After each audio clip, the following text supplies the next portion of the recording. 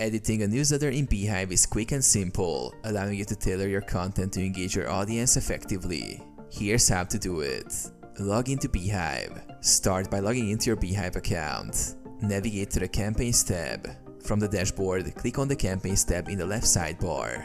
This section holds all your newsletters and email campaigns. Select an existing newsletter. If you want to edit an existing newsletter, click on the newsletter name you want to modify. Edit content with the drag and drop editor. Beehiiv's intuitive editor allows you to easily make changes. You can edit text by clicking on the text block and typing directly into it. Add or remove content blocks such as images, videos, buttons, social media links, or dividers by dragging them from the sidebar into your email. Customize fonts, colors, and other design elements to match your brand style.